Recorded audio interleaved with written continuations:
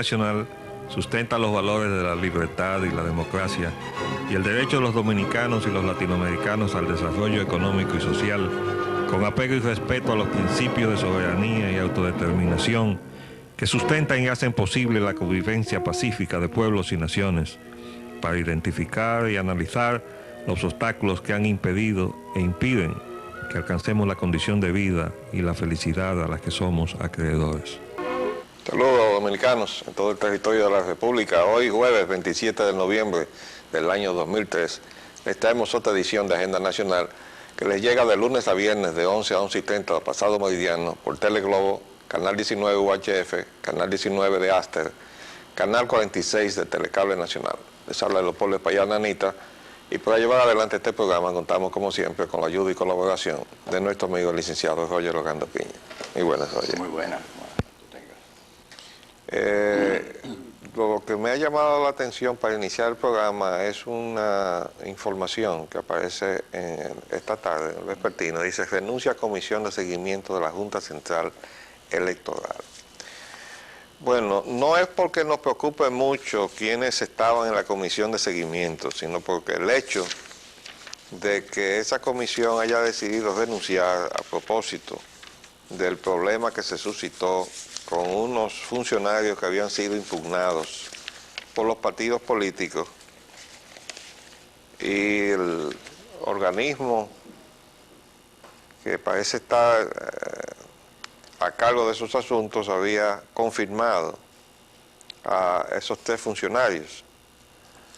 Entonces, esta comisión, que estaba encabezada por el rector de la Pontificia Universidad Católica, Madre y Maestra Agripino Núñez Collado, dice: la decisión tomada por esa honorable Junta no nos deja otra alternativa que no sea la de retirarnos desde este momento de las tareas que hemos venido realizando, de no producirse una rectificación en base a lo consensuado. Bueno, eso de consensuado es una cosa que nos hemos inventado aquí los dominicanos alrededor del término consenso, que se está interpretando como unanimidad. Entonces, ¿no? Dice el diccionario que eso es, en una democracia tiene que haber disenso, o sea, tiene que haber disparidad de criterios. Y esto se ha estado usando desde el principio como que consenso es la voluntad de la mayoría y en realidad es unanimidad. La panacea a todos los desacuerdos. Entonces, pero bueno, volviendo a la comisión que ha renunciado, lo que nos trae es preocupación porque hay una serie de cosas que están pendientes de lo que haga ese organismo que se llama la Junta Central Electoral. Y si comenzó mal con este asunto de esos funcionarios que habían sido de alguna manera señalados por varios partidos políticos, no estamos al tanto de cuáles eran los expedientes que se le señalaba a cada cual. No es nuestro asunto, sino expresar preocupación porque el órgano que tiene la responsabilidad de organizar elecciones presidenciales en este país el próximo año no puede estar dando lugar a ningún tipo de situación en donde se le reste credibilidad a lo que hace.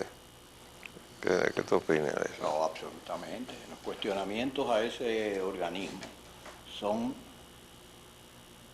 muy cuidadosos y peligrosos.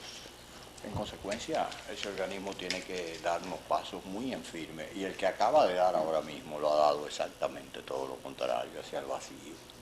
Porque la solicitud o el requerimiento que le presentaron los 3 partidos mayoritarios no dice aquí que no, que era de los partidos de Liberación Dominicana y Reformista Social Cristiana. De la oposición. Pero no parece que, bueno, fue atendido en la forma debida. Es ahí, la consecuencia es que la comisión de seguimiento parece que también coincide, o mejor dicho,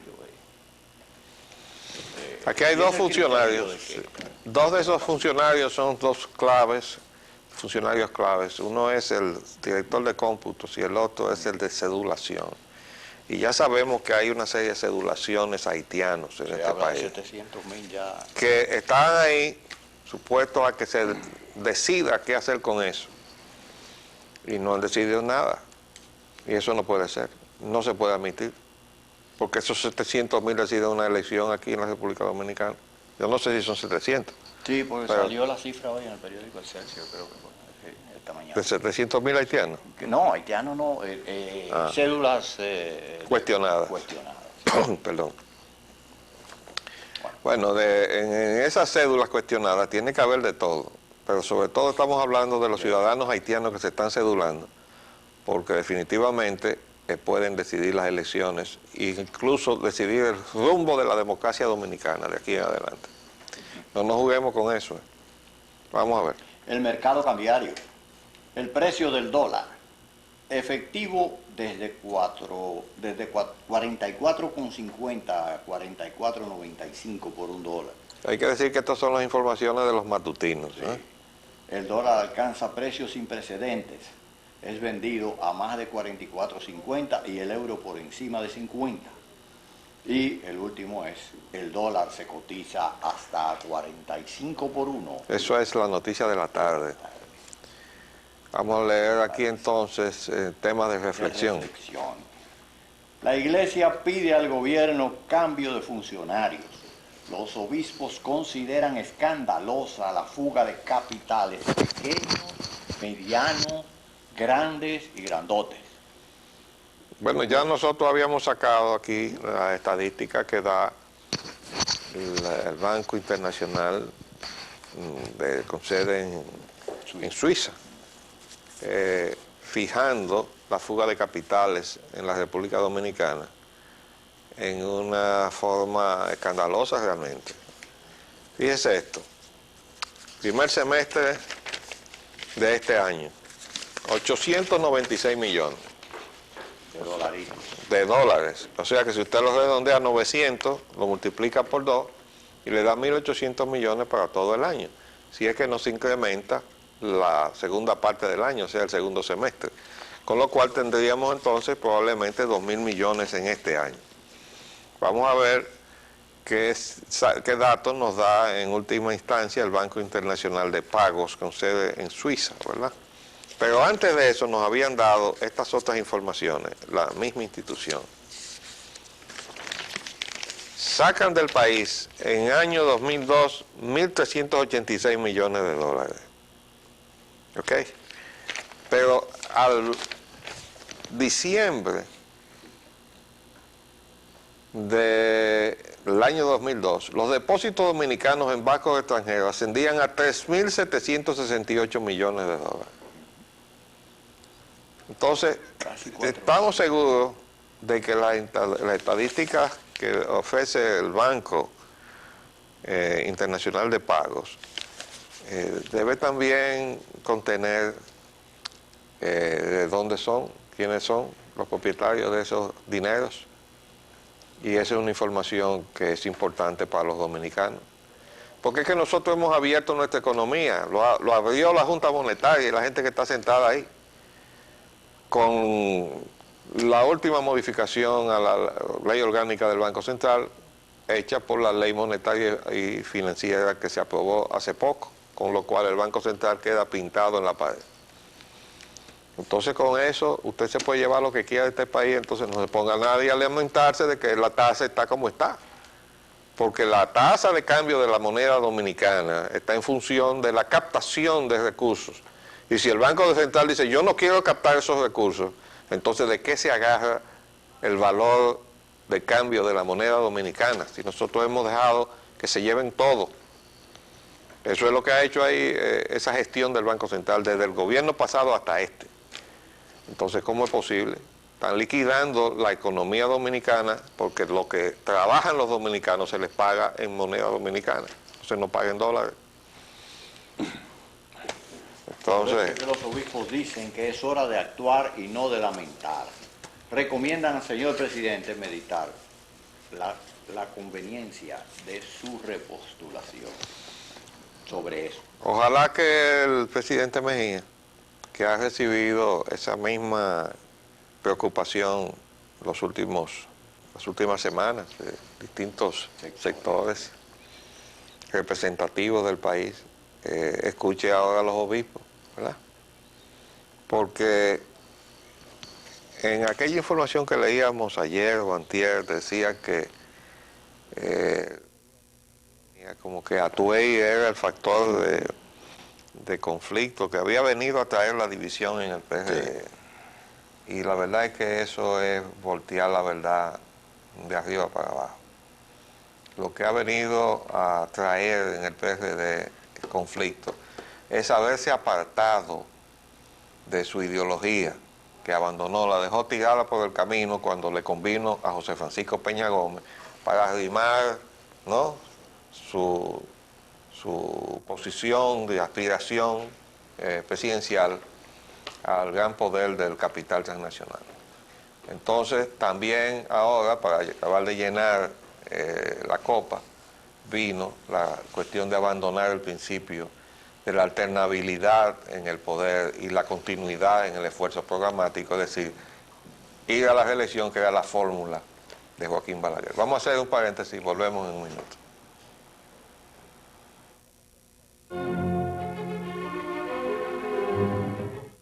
Pues bien, volviendo entonces sobre este tema, tenemos que decir que los principios y las ideas son los que unen a la gente en los partidos políticos y las ambiciones son los que separan. Cuando en un partido usted deja los principios, las ideas o lo que es la ideología y nada más queda la ambición, y la ambición está muy ligada al deseo de que le toque su parte en la política de la repartición, ¿no? Sí. Es como lo mío. Sí. Entonces no hay que extrañarse de que los partidos estén todos divididos, fragmentados, porque todas las ambiciones han aflorado, desde luego, sobre todo después que desaparecieron sus líderes, sus caudillos que monopolizaban entonces las aspiraciones al poder. Ahora se ha democratizado la aspiración al poder y entonces ahora se están matando, ¿no? Bueno, yo había apuntado aquí, aunque tú me señalabas que estaba como fuera de contexto con lo anterior, la baja capacidad de las presas de almacenar agua, porque lo habíamos comentado, pero hoy está en la prensa. Y definitivamente eso tiene mucho que ver, porque lo está diciendo ahora nada menos que el director del INDRI. Y nosotros decíamos, ¿y para qué construir presas si no somos capaces de detener la deforestación? Se llenan las presas de depósitos, ¿no?, de material erosionado de las cuencas, aguas arriba, y eso les resta capacidad incluso para su función. No la limpia. No, ¿y cómo tú detienes eso si tú estás arriba desmontando? Es cierto. Entonces, hoy está dicho por el director del INDRI, nada menos. Vamos a ver. Es un sainete político. Con Leonel retornarían millones, dice un titular de la prensa. Esto es una cosa que desde luego hay que inscribirlo en que el señor Leonel Fernández anda fuera del país, haciendo campaña por allá. No sabemos por qué, porque allá no hay votos, ¿no? Se supone que la campaña debería estar haciendo aquí, pero él parece que anda buscando otra cosa, anda buscando dinero, porque desde hace días que está soltando píldoras, ¿no? La última fue que cuando él fue presidente volvería a España para invitar a ciertos capitales a que retornaran al país, ¿verdad? Y ahora dice aquí, un eventual gobierno del expresidente Leonel Fernández garantizaría el retorno de miles de millones de dólares expatriados por inversionistas como parte de la fuga de capitales, según el vicesecretario de Asuntos Económicos del PLD, Rubén Peña Pichardo. Como ya este señor ha dado esa declaración, hay que preguntarle que quiénes son los que tienen el dinero afuera, porque se supone que ellos deben saberlo, porque ellos están diciendo con mucha seguridad, no, nosotros volvemos a poder, y esos capitales van a retornar. Entonces díganos de quiénes son, señor Pichardo, ¿verdad? Pero además, porque no se dice inversionistas, ¿son inversionistas nacionales o son inversionistas extranjeros? Déjeme decirles la información que ya yo tengo. El señor Leonel Fernández está cortejando a una de las empresas españolas dedicadas a la electricidad allá, para que venga a llenar el espacio que dejó la salida de aquí de Unión Fenosa. Y esa incursión de esa compañía que es competidora de Unión Fenosa allá en cuestiones de electricidad, debe resultar muy atractivo, dado lo bien que le fue a Unión Fenosa aquí, debido a todo lo que le entregó Leonel Fernández precisamente a Unión Fenosa. Desde luego hay que decir que no estaba solo en eso, y que el PRD en el Congreso Nacional y todos esos legisladores que ahora están en campaña y se están dando golpe en el pecho con las consecuencias de lo que ellos aprobaron ahí, igual que los reformistas, porque ahí la conchupancia de tres quedó demostrada. Bueno. Fueron los tres partidos que aprobaron todo ese desastre de la capitalización. Vamos a seguir, amigos. Niega que el FMI paute presupuesto del 2004. Eso dijo el señor Despradel, secretario de Estado de técnico de la presidencia. Técnico de la presidencia. Bueno, esto es muy simpático porque resulta que aquí mismo el reportaje dice: sin embargo, el jefe de la misión de ese organismo dice lo contrario. ¿Verdad? Dice, el secretario técnico de la presidencia, Carlos Despradel, rechazó que el Fondo Monetario Internacional le haya trazado pautas al gobierno para la distribución de las partidas del presupuesto nacional del próximo año. Ellos no se meten absolutamente en nada, en dónde se va a invertir el dinero, ni dónde se va a gastar, ni en qué sector. Esa es una decisión soberana del gobierno, indicó el funcionario al ser abordado ayer por periodistas en el Palacio Nacional. Despradel explicó que las reuniones que las autoridades están sosteniendo con el organismo monetario internacional son para negociar la magnitud del déficit fiscal y cuasi fiscal del Banco Central. Informó que la Secretaría Técnica de la Presidencia ya ha recibido las diferentes propuestas presupuestarias de las diferentes entidades gubernamentales y descentralizadas para el próximo año. Pero dice aquí, el Fondo Monetario Internacional hizo una serie de recomendaciones al gobierno de República Dominicana y una misión volverá a Santo Domingo a principios de diciembre para confirmar las conversaciones, informó hoy el organismo. Las discusiones continuarán a principios de diciembre después que las autoridades hayan tenido la oportunidad de considerar las opciones de política identificadas en el contexto del presupuesto 2004, dijo el jefe de la misión del FMI en Santo Domingo, Marcelo Figueroa. Bueno, lo que pasa es que un presupuesto cuya parte más importante del ingreso está apoyado en endeudamiento externo, está invitando precisamente esa intromisión del Fondo Monetario Internacional en la elaboración del presupuesto, sobre todo cuando no ha habido disciplina en la ejecución del presupuesto que se había aprobado, porque eso es lo que es el presupuesto. Repetimos algo que hemos explicado antes, para aquellos que no lo han podido escuchar. Hay un supuesto de ingresos. Ese es lo que se supone que va a ingresar. Ese es el presupuesto. Y entonces viene acompañado de la forma en que se va a gastar lo que se supuso que iba a entrar, que esa es la Ley de Gastos Públicos. Entonces dice la Ley General de Presupuesto que cada ley de gasto público, que es anual, lo que consagra es el máximo que el gobierno se obliga a entregarle a cada entidad o a cada programa, el máximo. ¿Por qué? Porque se puede caer el supuesto, como pasa muchas veces, ¿no? La generalidad de las veces. No, a veces sí, depende cómo tú cuando está bien programado, probablemente no. Hay que recordar que el presidente Joaquín Balaguer era... no, él tenía una táctica política. Él subestimaba el ingreso del presupuesto. A eso le llamaban magia a algunos. No, él lo subestimaba. ¿Y ustedes saben para qué? Porque dice la Ley General de Presupuesto que esos excedentes presupuestarios, es decir, lo que entra después de lo que está consignado como ingreso, la estimación que se hizo del ingreso, el Poder Ejecutivo puede inicialmente disponer del 75% de ese excedente sin tener que darle cuenta al Congreso Nacional. El 25% lo va acumulando hasta que llega al 5% del presupuesto. Cuando eso está acumulado, entonces ya puede disponer del 100% del excedente. Es decir, que cada vez que el presidente Balaguer sistemáticamente subvaluaba o subestimaba, mejor dicho, el ingreso, se estaba asegurando un excedente presupuestario que él iba a manejar. Y entonces la oposición de entonces no cogía la seña y le ponía muchísimos periquitos. Cada vez que le trababan el presupuesto en el Congreso Nacional, él se reía, porque entonces ejecutaba el presupuesto del año que entraba con el presupuesto viejo, que siempre tiene una subestimación arrastrada, y entonces él manejaba más recursos sin control del Congreso. Todo eso tiene que ser modificado porque definitivamente se necesita que el Congreso juegue un papel en la distribución del ingreso que proviene de los impuestos para retornárselo al país, a la población. Y no puede ser una facultad exclusiva del Poder Ejecutivo hacer eso, y mucho menos hacerlo en desconocimiento de las necesidades de los distintos sectores o territorios, de partes del territorio nacional, que para eso es que están los legisladores. El problema es que con esos legisladores que nosotros tenemos ahí en ese Congreso, ahí no hay nada que hacer porque hay legisladores que no saben ni leer ni escribir, o que a dura pena pueden poner su firma, y a lo mejor cuentan con los dedos de la mano. Ahí hay legisladores así.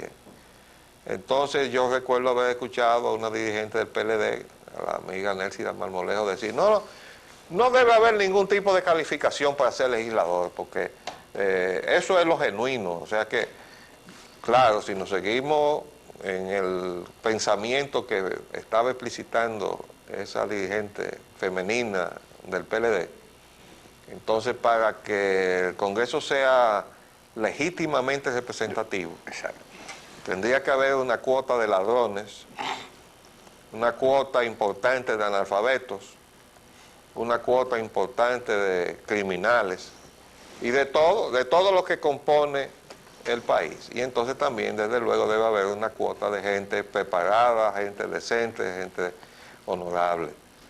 Pero eso brilla por su ausencia en ese estamento.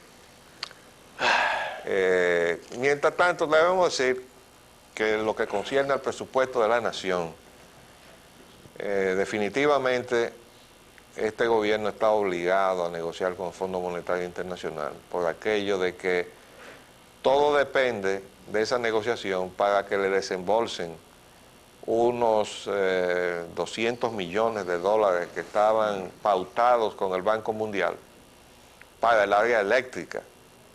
Y esos 200 millones, si no entran, van a desbalancear de mala manera el presupuesto de la nación.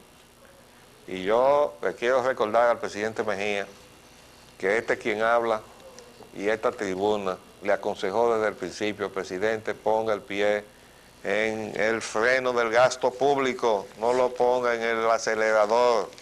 Y hoy todavía, dice la prensa, ingenieros Panam están decepcionados, siguen esperando gobierno honre promesa de pago. Usted recuerda que cuando el presidente se subió en el avión, le dijo, cuando yo venga voy a ordenar que le paguen 500 millones. Bueno, pues no hay con qué. Se lo han pagado y no tiene con qué, y por eso le preguntábamos con relación al hospital ese de los Alcarrizos, que dice que lo iban a inaugurar, ¿cuándo? En febrero. Del año que viene, dentro de un par de meses. Pero había que gastarle 800 millones. Y le preguntábamos, presidente, ¿de dónde? Y además, ¿para qué?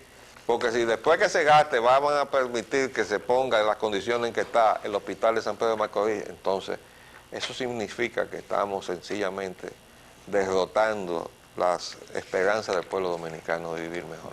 Se nos acabó el tiempo por el día de hoy. Volveremos mañana para terminar la semana, si Dios así lo permite. Les hablamos Leopoldo Espaillat Nanita y Roger Hogan. Hasta luego.